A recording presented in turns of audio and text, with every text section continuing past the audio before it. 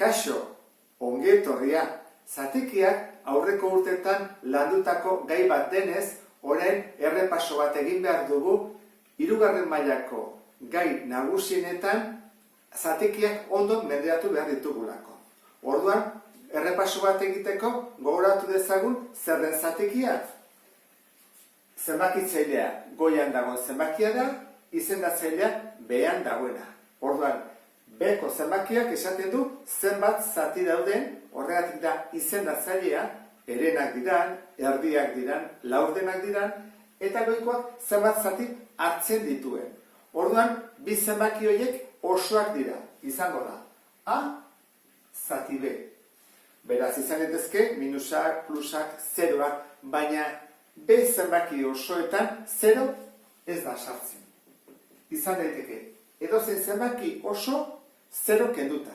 Goian edozein zenbaki izan daiteke. Eta zer gertatzen da minusarekin? Gogoratu zaitez. Nik baldin badut minus 3 laurden, hori da 3 minus lauren baliokidea. Eta gu nun jartzen dugu minus hau? Ez goian eta ez behar. Jartzen dugu aurrean. Eta orduan, hau da zatiki negatibo bat. Bitartean, nik baldin badut minus 3 zati minus lau, minus zati minus plus bihurtzen delako, 3 laurden, hau izango da, eta haure noski, zatiki positiboak. Horrela, hauek negatiboak dira, eta bi hauek positiboak. Eta beste idea, gogoratu behar duguna da, baliokideak. Har dezagun adibidez, 5 eren, eta 12 zortziren. Baliokideak aldira, hortarako egiten duguna izaten da guruz biderkaketa. 8 bider 5, egin batetik, eta bestetik 3 bider 12. Zenbat da? 40. Zenbat da? 36. Berdinak ez direlako, horrek esan edu, hauek ez direla baliokideak. Ez dutela balio berdina. Beste zenbaitetan, ariketa on daiteke, 8 berdin, 40, eta behan, isa bat adibidez. Eta jakin behar dugu, honen izendatzailea. Nola egingo genuke, baita ere, guruz biderkaketa erabiliz. Egingo dugu, 8 bider isa, berdin, 3 bider 40. 8 isa, orduan izango da, 3 bider 40, 120. Eta 8 zatitzen pasa dezakegu. Isa berdin, 120 zati 8, beraz, 15 da isa. Isaren ordez 15 jartzen badugu, orduan, bi zatiki hauek balio berdina izango dute. Beste aukera bat zen egitea, 8 bider 5. 3 bider 5.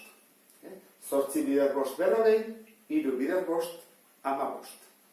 Zatiki baliokideak erabili behar izaten dira, eta adibidez, izan daiteke ariketa egiteko, edo amplifikatzeko, simplifikatzeko, zatiki laburtezina aurkitzeko. Horra hasiko gara lehen ariketa honekin, adibidez.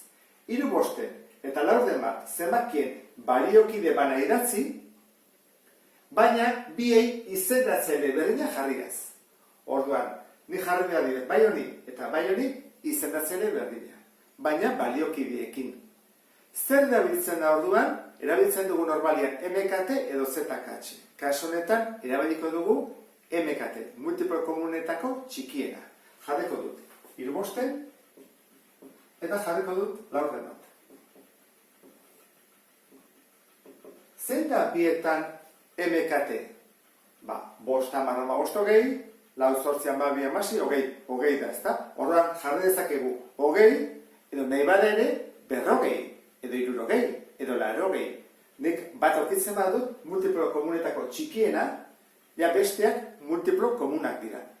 Orduan, hogei jartzen badut, bientzako hogei jarrita, falta zaitena da, zenbakitzaile aurkitzea. Eta hori egiten da, biratara.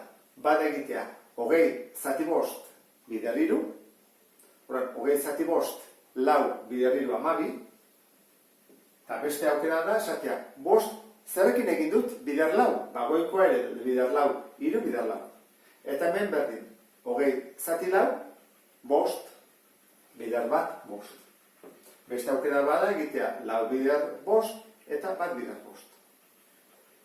Baliokideak izendatzele berdinak jarriaz. Eta gero hemendik dugu amplifikatu, simplifikatu baliokideak jarriz. Orduan, ni bali badut 8 12 zer amplifikatu? Zenbaki hauek handiagoak izatea. Balio absoluto handiagoarekin. Egin dezake, biak bider 2. 8 bider 2, 12 bider 2. Eta ateratzen zaiten zatikia da amplifikatuta. 16 eta hemen 24. Eta simplifikatu zer da? Simplifikatu da simpleagoa jartzea, txikiagoak. Orduan, nik bali badut 8 12, egin dezaket biak bikin zatitu. Bikoitiak direlako. Orduan, gelditzen zen 4 eta 6.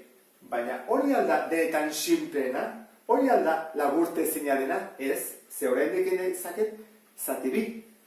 Orduan, 2 eta ere. Hemendik honea pasatzeko, simpleena edo laburte ezinera aurkitzeko, erabiltzen da ZKH. Eta kasu honetan, biena da zati 4. 8 zati 4, 2, 12 zati 4, 3. Orduan, adibide bat egingo dugu, 56, 84. Aurkitu dezagun, zatiki laburte ezina. Zer egin behar da lehenengo? Deskomposatu. 56. 2rekin 28, 2rekin 14, 2rekin 7, 7ekin 1. Iritsi gera, beraz, da, 2 ber 3, bider 7. Eta 84. 84, hasiko gea, 2rekin. 42, 2rekin. 21, orain hau 3ekin egin daiteke, 2 bat 3 delako, 7, 7ekin 1. Eta gelditzen zaigu 2 ber 2, bider 3, bider 7. Zein da beraz zatitzaile komun handiena? Hartu behar dira komunak 2 eta 7, berretzaile txikienarekin. Hau da, 2 ber 3, 2 ber 2, txikiena 2 ber 2. Hau da, 7 eta 7, 7. Zen bada, 2 bider 2 lau, bider 7, 28. Orduan, egin bako genukena da, 56, zati 28, eta 84, zati 28. Argi dago, 56, zati 28, bidela, eta 84, zati 28, hiruatako da. Beste modu bat ere badago, egin beharrean zatiketa erontara.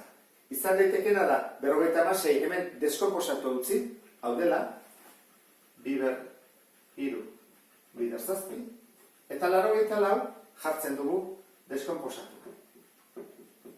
Eta goian eta behan, zenbaki bera baldin badago bidertzen, simplifikatu daiteke. Orduan, goian 7, behan 7, kanpora. Hemen 2 ber 3, hau da, 2 bider 2 bider 2, eta hemen 2 ber 2, hemen 2 kentzen dira, eta hemen beste 2. Bat gelditzen zaigu hemen, 2ko bat, eta hemen 3koa. Horak, 2 modu daude simplifikatzeko, bat da ZKH aurkitzen dugu, egiten dugu zati 28 bietan, edo deskomposatua uzten dugu, eta joaten geha simplifikatzen. Eta bukatzeko zatikiak konparatu behar ditugu. Ikusi behar dugu zein den zein baino txikiagoa edo handiagoa. Eta hortarako zer erabiltzen dira? Baliokideak izendatzele berdinarekin. Orduan, hauen MKT multiplo komunetako txikiena zein da, hori da aurkitu behar duguna. 2 modu daude, buruz egitea edo deskomposatu behar dira guztiak. Buruz horrela egiten da. Hartzen dut handiena, 18. 2 pasatzen da 18tik, 18 dago 2ren taulan. Bederatzi ere bai, 18, baina 4 ez. 4, 8, 12, 16, 20, ez da. Orduan zer egiten dugu? Hau adibidez, bikoiztu, 36 jarri. 2, 36tik pasatzen da? Bai, 2, 4, 6, 36. Bederatzi, 18, 27, 36. Eta 4ko taulakoa da, 36. Orduan, MKT izango etzateke 36.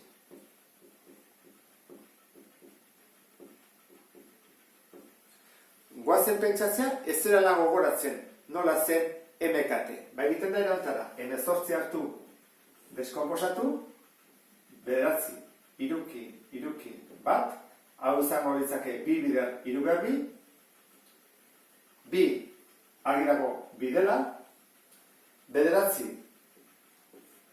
Hirukin egiten dut, hiru atatzen da, eta hirukin bat, beraz da, hiru berbi, eta lau, bikin egiten dut, eta bikin bat, da, bi berbi. Orduan, zer hartu behar dira? Hartu behar dira guztiak. Zentzu daude, bi, hiru, bi, horra hartu bat dugu. Bia eta hirua. Eta ze berrezari haundienarekin. Biren haundiena zen da. Hemen bi berbat, bi berbat, bi berbi, bi berbi. Eta hiru, hiru berbi, hiru berbi, hiru berbi. Zenbat hori? Hori da, lau, bider beratzi, hogeita hamasei. Aurkitu dugu, MKT. Hau dena egin behar da ez badakigu buruz egite. Bestela, albaldin bada, horrela buruz egitea erresiagoa da. Orain, aurkitu behar ditugu, bakoitzaren zenbakitzaileak. Nola egiten da? Erresena da egitea. Hogeita hamasei, zati hemezortzi, bina, bider hamairu, hogeita sei. Hogeita hamasei, zati bi, hemezortzi, bider bat, hemezortzi. Hogeita hamasei, zati bederatzi, launa, bider zazpi, hogeita zortzi. Eta azkena, hogeita hamasei, zati lau. Bederatzi ez da? Orduan, bederatzi, bider hiru, hogeita zazpi. Horren, ordenatu ezakegu. Zein da denetan txikiena hau ez da? Hemezortzi duena. Horren da txikiena, erdi bat. Punta jartzen dio behari, txikia, hau ondia da. Zein da bigarren txikiena? Hogeita sei, hogeita hamasei, hau. Hamairu, hemezortzi. Hurrengoa, hau. Hiru laurden, eta denetan handiena, zazpi bederatzireek. Eta horrekin, bukatzen dugu lehen errepasoa. Beste bat arte, agur.